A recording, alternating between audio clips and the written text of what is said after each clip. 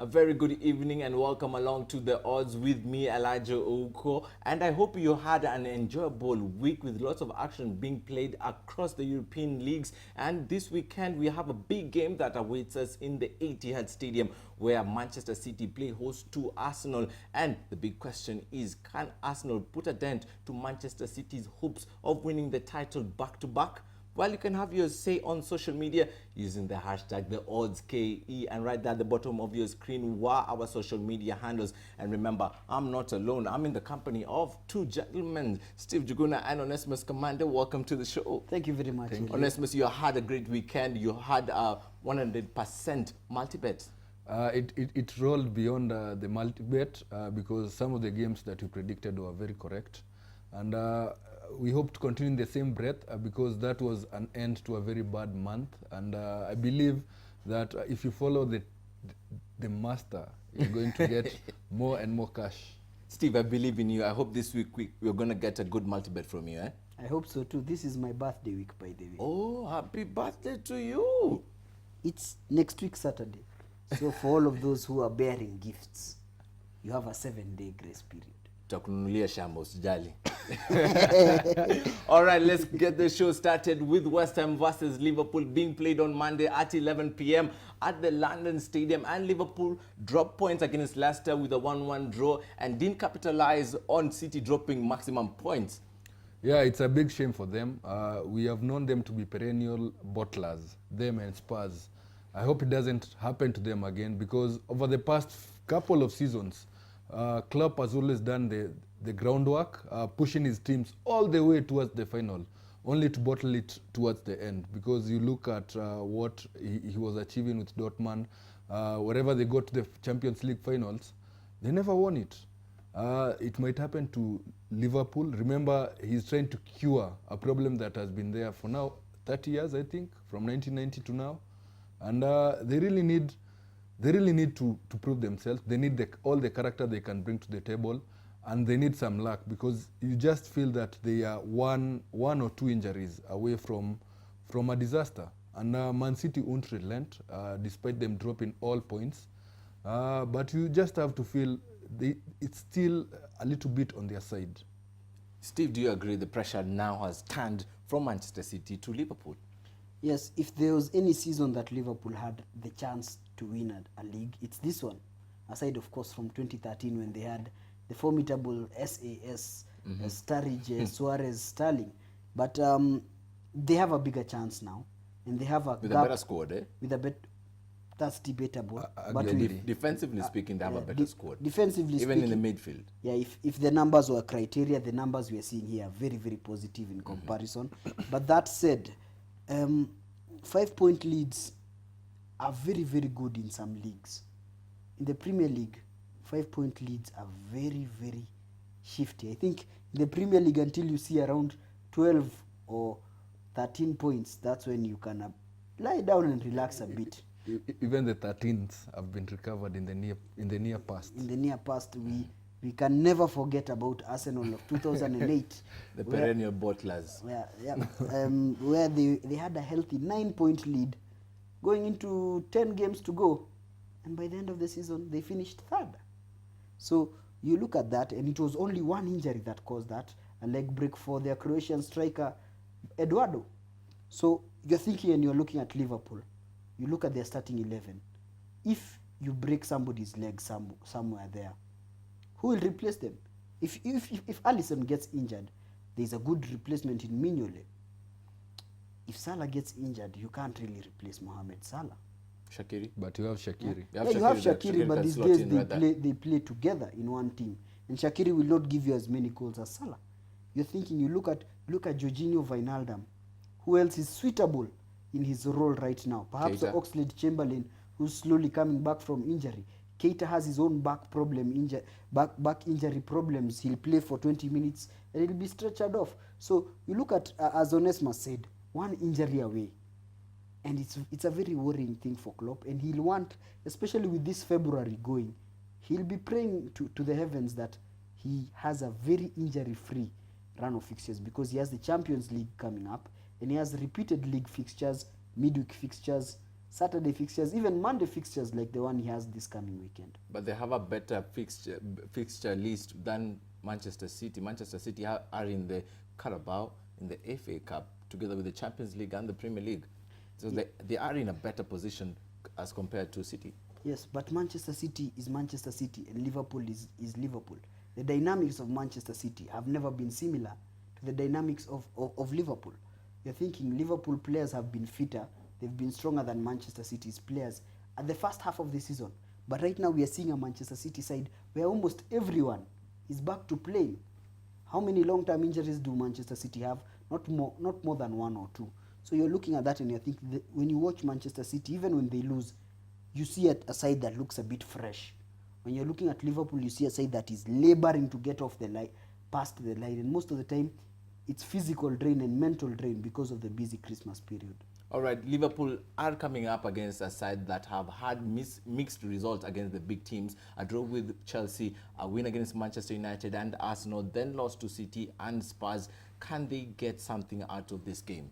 I think West Ham have really been good. I was impressed with them in the last match against Arsenal, where they were very compact in defense, and they had the awareness to get that goal when it came their way.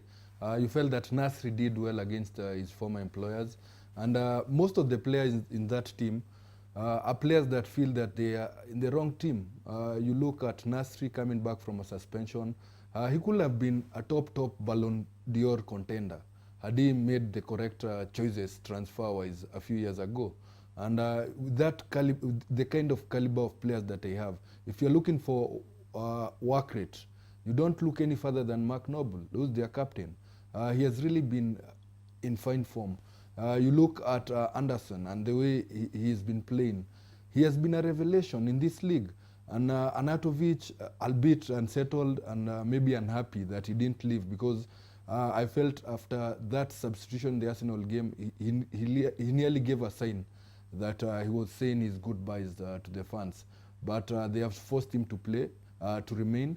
And you have to feel that Pellegrini has the experience to play these big games. And it's what really pushes most of the players to play in these games, because the likes of Fabianski will want to show that they are still world-class goalkeepers, because there's still that competition that goes on in their national team, whether he or Szczesny should be the first choice. And that is good motivation when you're playing a team as good as Liverpool. Steve, the Hammers have had a poor form in the last 3 games. They've lost thrice, but on the road, now they'll be relieved that they are coming back to the London Stadium and will be hoping to get something here. Although they're playing against a good team, against the table toppers right now. Yeah, they're playing against the table toppers, but we've seen notable weaknesses in Liverpool. We saw how they struggled against Crystal Palace, and we've seen generally this season how they've struggled in set-piece situations. That is something that West Ham can capitalize. But what about the West Ham weaknesses? Well, the West Ham weaknesses are there, but they seem to be very much highlighted when they are away from home. At home, we've seen them compact, as Onesma said, in that Arsenal game. And in that 3-1 win we saw against Manchester United early in the season, though at that time Manchester United was under disarray, it was still a very solid performance. You look at the likes of Declan Rice playing in that midfield slot, Issa Diop playing in their central defense. These are young players who are playing like pros, like players 10 years past their age. So this is a team that when they are away, they perhaps don't have the mental fortitude to push a bit more defensively. But at home, they are able to take risks, calculated risks, and execute them. Look at the players they have, like Andy Carroll, who is a bother. He's a big bother to any defense that he faces.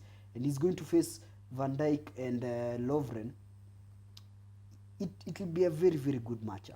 All right, let's take a look at the last 5 matches of the Hammers, who have lost their last 3 games and have conceded 9 goals in that run. Onesimus, what can you say about this? There's no shame in losing against Wolves. The current Wolves team is very good. They have taken points from nearly all the giants in this league. They have this kind of play that really gets going in the second half, and it wins them matches. We know against Wimbledon, They were quite unfortunate with a very slow start, conceding 2 goals. They tried to come back. At 2-1, you felt they could maybe get a result. But then Wimbledon scored that 3rd goal, and then they got themselves 3-2. And the game ended like that. Against Bournemouth, Bournemouth are proving to be a very formidable side at home. At the Vitality Stadium, they'll throw everything at you. And it's very difficult. You really have to enjoy. You really have to go back to the Arsenal match and tell your players that, come on guys, this is how we play big teams. This is the same model we should play. And if they do the same thing they did against Arsenal, nullifying all the threats. And as we know, if you play compact against Liverpool, Liverpool don't have that one key determinant in midfield, that creative player who can give in those through passes to win them tight matches. All right, let's now look at Liverpool's last 5 matches, and Liverpool are not in the best of form. Have only managed to score 8 goals and have conceded the same amount of goals. There was that loss in the FA Cup against Wolves where they played a weaker team. Really, it was like the competition was being sacrificed. The loss at the Etihad, which was a bit harsh, the 2-1, but they've been decent. Got a penalty against Brighton. Sadio Mane's last-minute goal, which everybody thought the game would end 4-2, it ended 4-3. They've been exposed in these games, but they've also been able to just push themselves across the line, and that's the stuff that great teams are made of. And you're thinking this is a Liverpool side that have just played in snowy conditions at home in midweek, and they are now going to the Olympic Stadium in London. Perhaps they'll get a good pitch surface. They won't have as much problems. The temperatures are expected to be a bit higher. They can play a bit more into their natural game. But the problem also, as Onesma said, that lack of a creative player. West Ham can be extremely frustrating to break down. We saw Arsenal put the ball in the back of the net twice in that game, but they were both offside. They know how to coordinate themselves, and they also know how to psych themselves up for this big game. So it's going to be a very, very difficult time. All right, let's take a look at the odds of that game. West Ham have an odd of 9.00, a draw goes for 5.50, and Liverpool 1.35. Onesmus, what's the best we can get out of this game? I just feel they are a little bit too heavy legs in that West Ham defense. I don't think they'll be able to cope, especially on their right side. And you just feel that when Mane and Firmino are allowed to play, then Salah becomes a big threat, because he's always forgotten and he plays behind the last man on the other side of the game, and that gives them a lot of joy. So I just feel for this match, an over 2.5 is a very good bet. Over 2.5? Yes. Steve? For me, it's an under 2.5. Under 2.5? Yeah, because of the trends I've seen. You see West Ham against Arsenal 1-0. West Ham against Chelsea 0-0. And the West Ham's game plan is very simple. We need to starve Liverpool's front three, and we need to take our opportunities on the break. And I foresee if West Ham get a goal, it will be 1 goal, and they'll defend just as they did against Arsenal. All right, the gentlemen here have opposing opinions, with Steve going with an under 2.5 and Onesimus going for over 2.5.